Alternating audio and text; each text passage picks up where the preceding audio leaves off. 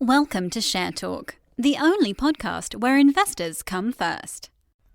Hi, this is Zach Mayer with the Bulletin Board Heroes here on Share Talk for Thursday the 28th of May.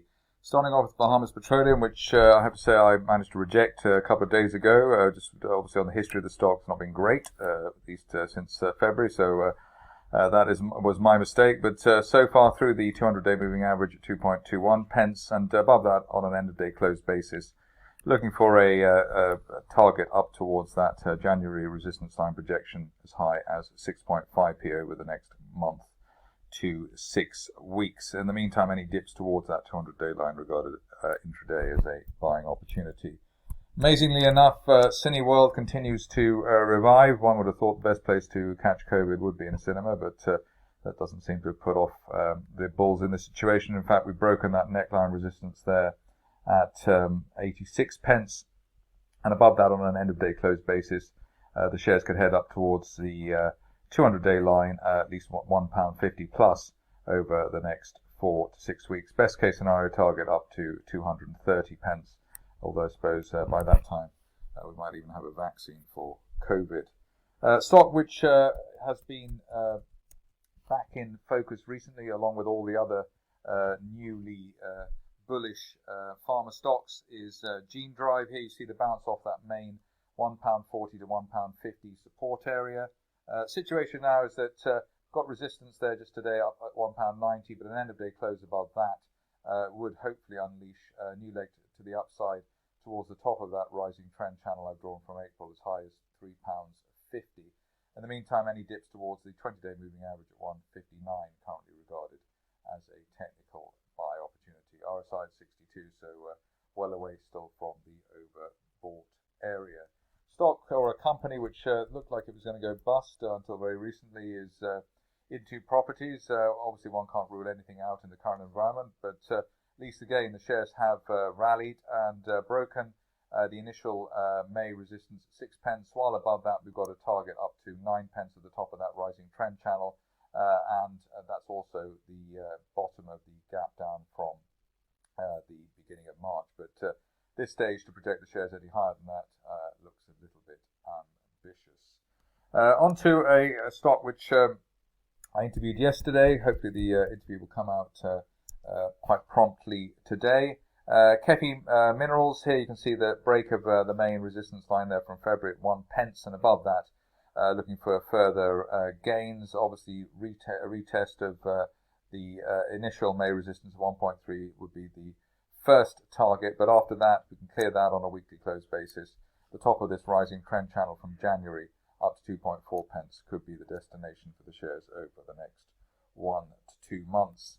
Another mining play which has, I suppose, gone into the shade compared to the rising pharma stocks that we've had is Macango Resources, but we have broken out of this triangle at 3.8 pence from March, and above 3.8 looking for the top of this rising trend channel from a couple of months back at up to 5.75 pence. At this stage only back below the floor of the rising March trend channel around 3.7 pence, really delaying the upside scenario. Stock which has had a troubled recent past rather, is Nanoco, but today the shares up with a bang, gapping up through the old March resistance at 11.36 and the 200-day moving average at 12.78. The view at this stage is at least while we're above that March resistance, we could see a target initially up towards filling the gap from March at 20 pence, and then a best case scenario target over the next 2 to 3 months up to 30 pence, but obviously only while we hold above that late March peak.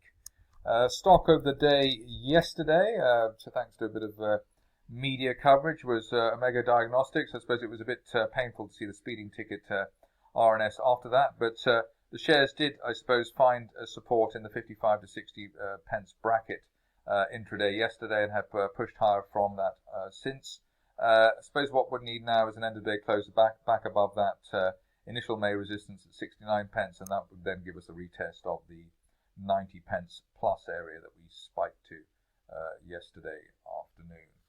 Just 2 or 3 to go now. One is a stock which I haven't looked at here before, Phoenix Copper.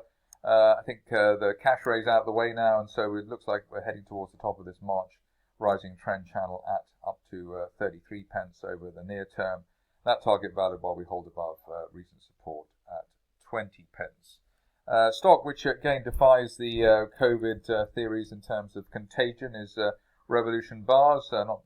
Possibly not one of the safest places one would think of going to, unless you were 2 meters apart from everybody else in the place. But here we've broken the neckline resistance at 25 pence, and above that, possible target here up to 60 pence at that the top of that March rising trend channel, which I have drawn there.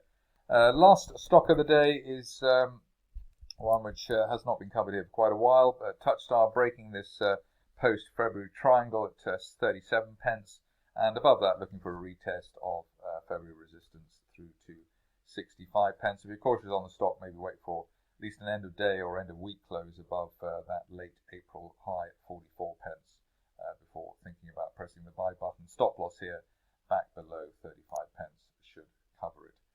That's it from me today. More updates tomorrow.